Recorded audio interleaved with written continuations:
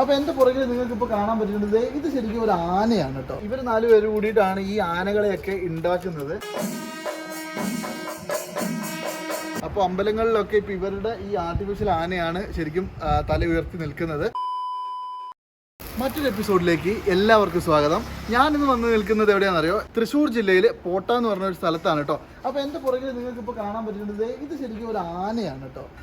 ഇത് എന്താ സംഭവം എന്ന് വെച്ചിട്ടുണ്ടെങ്കിൽ നമ്മൾ ഇന്ന് കാണിക്കാൻ പോകുന്നത് അതായത് ആർട്ടിഫിഷ്യൽ ആനേനെ ഉണ്ടാക്കുന്ന ഒരു കടയിൽ, അതായത് ആനേനെയൊക്കെ ഉണ്ടാക്കുന്ന ഒരു ആൾക്കാരുടെ അടുത്താണ് നമ്മളിന്ന് വന്നിട്ടുള്ളത്.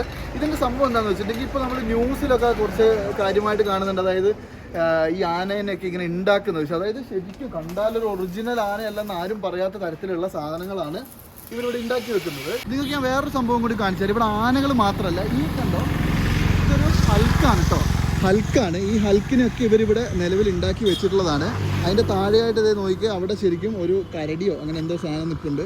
പിന്നെ ഇവർക്ക് വേറൊരു ടാറ്റൂവിൻ്റെ ഒരു സംഭവം കൂടി ഉണ്ട് കേട്ടോ, പ്രശാന്ത് ആർട്സ് എന്ന് പറഞ്ഞിട്ട്. അങ്ങനെ സകലകലാ വല്ലഭനായിട്ടുള്ള ഒരാളാണ്. ശരിക്കും എന്തൊരു ഭംഗിയാന്ന് നോക്കിയാൽ ആ മേലെയുള്ള ഹെലികോപ്റ്ററിൻ്റെ ഉള്ളിൽ ആൾ വരെ അത്രയും നല്ല ഡീറ്റെയിൽ ആയിട്ട് കൃത്യമായിട്ട് ചെയ്തിട്ടുണ്ട്. സംഭവം എന്തായാലും മൊത്തത്തിൽ അടിപൊളിയാണ് കേട്ടോ. ശരിക്കും എന്തൊരു രസമായിട്ടാണെന്നറിയോ ഇവർ ഇതിൻ്റെ മൊത്തം സംഭവങ്ങൾ ചെയ്തുകൊണ്ടിരിക്കുന്നത്. അപ്പോൾ ഇപ്പോൾ നിലവിൽ ഇവിടെ ഒരു 3 ആനയുടെ പണി ഇവിടെ നടന്നുകൊണ്ടിരിക്കുകയാണ്. അപ്പോൾ ഞാൻ നേരത്തെ പറഞ്ഞ പോലെ തന്നെ നമ്മളിപ്പോൾ പുതിയതായിട്ടുള്ള ഒരു സംഭവം എന്ന് പറയുന്നത് എല്ലാം ഈ പറഞ്ഞ പോലെ ഒരു ആർട്ടിഫിഷ്യൽ സംഭവങ്ങളിലേക്ക് മാറിക്കൊണ്ടിരിക്കുകയാണല്ലോ. അപ്പോൾ ഇപ്പോൾ ഈ അമ്പലങ്ങളിലും അതേപോലെ പൂരത്തിനൊക്കെ ഇതുപോലെയുള്ള ആർട്ടിഫിഷ്യൽ ആയിട്ടുള്ള സംഭവങ്ങൾ ഇപ്പോൾ നിലവിൽ ചെയ്തുകൊണ്ടിരിക്കുന്ന ഒരു സാഹചര്യവും കൂടി ഉള്ള സമയമാണ്. അപ്പോൾ ഞാൻ ഇതിൻ്റെ ഉള്ളിലത്തെ കാഴ്ചകളൊന്ന് കാണിച്ചു തരാം. അപ്പോൾ ഇവരിവിടെ നിലവിൽ ഇപ്പോൾ ഇതിൻ്റെ പണികൾ എടുത്തുകൊണ്ടിരിക്കുകയാണ് കേട്ടോ. അപ്പോൾ ഇതൊക്കെ നോക്കി എന്തൊരു ഭംഗിയാണെന്നറിയോ കാണാൻ. ശരിക്കും നല്ല എന്താ പറയുക, നല്ല കട്ടിയുള്ള ഒരു മെറ്റീരിയൽ കൊണ്ട് തന്നെയാണ് ഇവർ ഉണ്ടാക്കിയിട്ടുള്ളത്. അപ്പോൾ ഇത് പണി തീരാത്ത ഒരു ആനയാണ് ഇപ്പോൾ നിലവിൽ ഇവിടെ ഇരിക്കുന്നത്. അപ്പോൾ ഇവിടെ ഇതിപ്പോൾ പകുതി ആയിട്ടുള്ള, അതായത് പകുതി പണി ഓൾമോസ്റ്റ് തീർന്ന് വെച്ചിട്ടുള്ള ഒരു സാധനമുണ്ട്.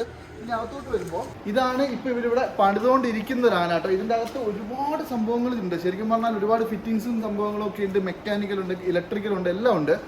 ഇതിങ്ങനെ എന്താ ചെവിയാട്ടോ, അതേപോലെ തന്നെ തുമ്പിക്ക ഇങ്ങനെ അനക്കും. അങ്ങനെ ഒറിജിനൽ അല്ലാന്ന് ആരും പറയാത്ത തരത്തിലുള്ള ഒരു സംഗതിയാണ് ഇവരിവിടെ ചെയ്തുകൊണ്ടിരിക്കുന്നത്. ഇപ്പോൾ ഇത് കണ്ടോ നിങ്ങൾ, ശരിക്കും ഇതിൻ്റെ ആ ഒരു ബോഡിയൊക്കെ ഇവർ ചെയ്തിട്ടുള്ളത് നോക്കി. ഇത് ശരിക്കും എന്തൊരു വണ്ണം ഉണ്ടെന്നറിയാം. പിന്നെ കാലൊന്നും എനിക്കിങ്ങനെ വട്ടം പിടിച്ച് എത്താത്ത അത്രയും വണ്ണത്തിലാണ്. അതുപോലെ തന്നെ ഇതിൻ്റെ കാലിൽ ശരിക്കും ചക്രമാണ് കേട്ടോ, ടയറാണ് ചെയ്തിട്ടുള്ളത്.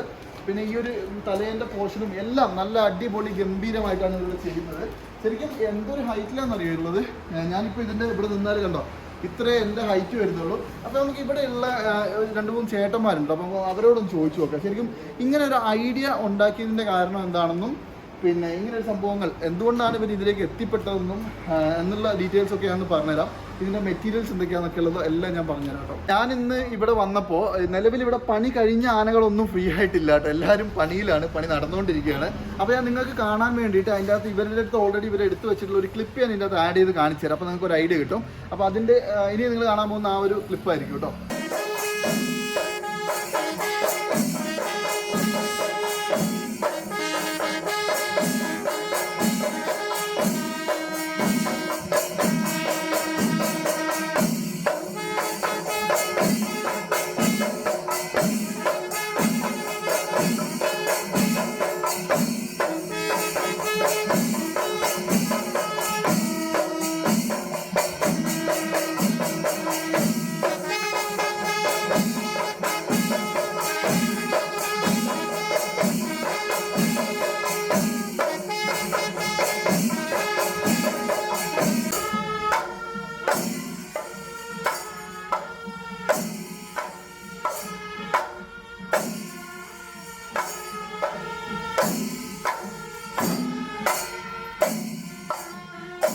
ഇവരാണ് ശരിക്കും, ഇവർ 4 പേര് കൂടിയിട്ടാണ് ഈ ആനകളെയൊക്കെ ഉണ്ടാക്കുന്നത്. അപ്പോൾ ചേട്ടൻ്റെ പേരെന്താ? എൻ്റെ പ്രശാന്ത്. പ്രശാന്ത്. പേരെന്താ? സാൻഡോ. സാൻഡോ. ജിനേഷ്. ജിനേഷ്. റോബിൻ. റോബിൻ. അപ്പോൾ നിങ്ങളാണ് ശരിക്കും ഇങ്ങനെ ഒരു സംഭവങ്ങളെല്ലാം ഉണ്ടാക്കുന്ന ആൾക്കാർ. ശരിക്കും ഞാൻ ഒരു കാര്യം ചോദിക്കട്ടെ, എന്താണ് ശരിക്കും നിങ്ങളുടെ ഇതിൻ്റെ അകത്ത് ഇങ്ങനെ ഒരു ഐഡിയ തോന്നാനുള്ള കാരണം എന്താണ്? ഐഡിയ തോന്നുന്നത് വെച്ച് കഴിഞ്ഞാൽ ഒരു 10-12 കൊല്ലം മുമ്പ് തന്നെ ഞങ്ങൾ ഇങ്ങനത്തെ ആനകളെയൊക്കെ ജസ്റ്റ് കുട്ടിയാനൊക്കെ ഉണ്ടാക്കിയിരുന്നു. അതാണ് നമ്മുടെ സ്റ്റാർട്ടിങ്ങിൽ നിന്ന്. പിന്നെ നമ്മളത് ഓരോ ഇയർ കഴിയുമ്പോഴും പുതിയതായിട്ട് എന്തെങ്കിലുമൊക്കെ, ഇപ്പം ഈ നിൽക്കുന്ന ഹൾക്കാണെങ്കിലും അതൊക്കെ വർക്കിംഗ് ആയിരുന്നു. അതൊക്കെ ഓൾറെഡി നമുക്ക് റെന്റ് പർപ്പസിന് കൊടുത്തിട്ടുണ്ട്. ഓരോ ഉത്സവങ്ങൾ, പെരുന്നാളുകൾ, അങ്ങനത്തെ വർക്കുകൾക്കൊക്കെ നമ്മൾ റെന്റിന് കൊടുത്തിരുന്നു. അപ്പോൾ ഒരു 3-4 കൊല്ലം മുമ്പ് വന്നുകൊണ്ട് ഇങ്ങനെ ഒരു വർക്ക് കണ്ടിട്ട് നമ്മൾ ദുബായ് പൂരത്തിന് വേണ്ടിയിട്ട് ആനേനെ സെറ്റ് ചെയ്തത്. നമ്മൾ അതിന് മുമ്പൊക്കെ റെന്റിന് കൊടുത്തിട്ടുള്ളൂ, ഒന്നും നമ്മൾ സെയിൽ ഉണ്ടായിരുന്നു. അപ്പോൾ ഈ ദുബായ് പൂരത്തിന് വേണ്ടിയിട്ട് അവർ ചോദിച്ചപ്പോൾ നമ്മൾ അത് ചെയ്തു കൊടുക്കാമെന്ന് വെച്ചു. അങ്ങനെ 2 ആനേനെ ഞങ്ങൾ ഇവിടെ ഉണ്ടാക്കി ഷിപ്പ് ചെയ്ത് അവിടെ എത്തിച്ചു. പിന്നെ അവിടെ ചെന്നിട്ട് ഞങ്ങൾ ഒരു ആനേനെ ഇവിടെ ഉണ്ടാക്കി. അങ്ങനെ 3 ആനപ്പുറത്ത് അവിടെ അടിപൊളി പൂരം നടത്തി. അത് കണ്ടതോടുകൂടി കുറെ ആൾക്കാർ കോൺടാക്റ്റിൽ വിളിക്കാൻ തുടങ്ങി. പിന്നെ വർക്കുകൾ കൂടുതൽ വരാൻ തുടങ്ങി. അപ്പൊ പിന്നെ ഞങ്ങള് ആലോചിച്ചു, അപ്പൊ ഇതെന്തുകൊണ്ടൊരു ബിസിനസ് ആക്കി കൂടാന്ന് ആലോചിച്ചു. ഓൾറെഡി ഞങ്ങൾ ആർട്ട് വർക്കുകളൊക്കെ ചെയ്യണതാണ്, സിമെന്റിന്റെ ശില്പങ്ങൾ അങ്ങനത്തെ സംഭവങ്ങളൊക്കെ ചെയ്യണതാണ്.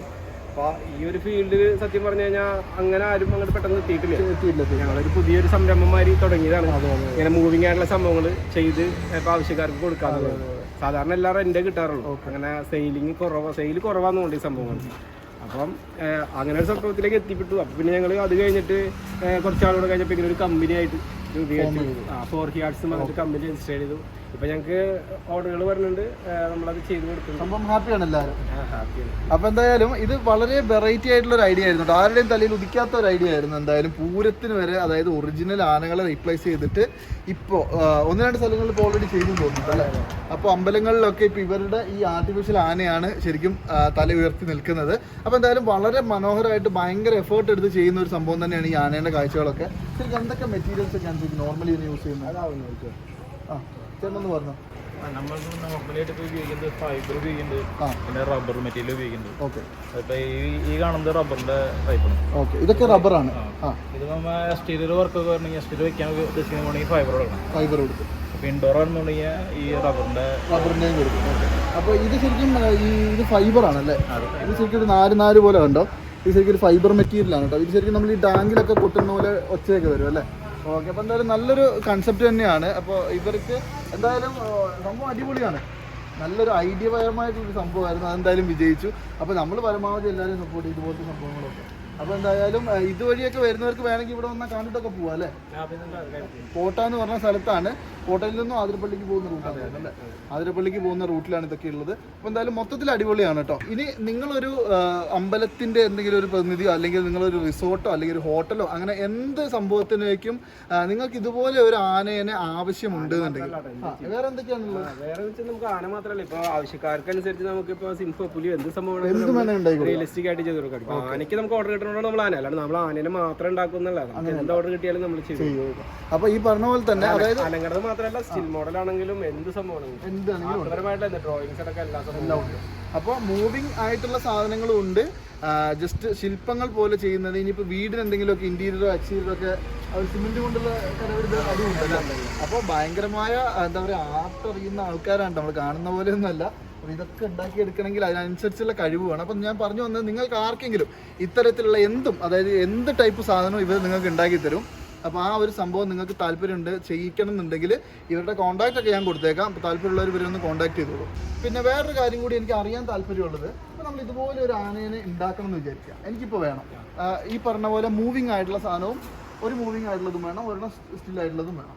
എന്ത് ചെലവ് ഒരു മൂവിങ് ആയിട്ടുള്ള ഒരു ആനയെ ഉണ്ടാക്കാം? മൂവിങ് ആയിട്ടുള്ള ഇപ്പോഴത്തെ കണ്ടീഷൻ, ഇപ്പോഴത്തെ മെറ്റീരിയൽ കോസ്റ്റും കാര്യങ്ങളൊക്കെ വെച്ചിട്ട് ഞങ്ങൾ ഇപ്പോൾ കറന്റ് ചെയ്യുന്നത് 5 ലക്ഷം രൂപയ്ക്കാണ് ചെയ്യുന്നത്, പ്ലസ് GST വരും. അത് ഇപ്പോഴത്തെ റേറ്റ് കേട്ടോ. ഇനിയിപ്പോൾ നാളേക്ക് നമ്മുടെ മെറ്റീരിയൽ കൂടാണെന്നുണ്ടെങ്കിൽ അതിനനുസരിച്ച് റേറ്റ് കൂടും. അപ്പോൾ ഇപ്പോൾ നമ്മൾ പ്രസന്റ്ലി ചെയ്യണത് ഈ 5 ലക്ഷം രൂപയ്ക്ക് ചെയ്യുന്നതിന് ഇത്ര സൈസ് ഒന്നുണ്ടോ?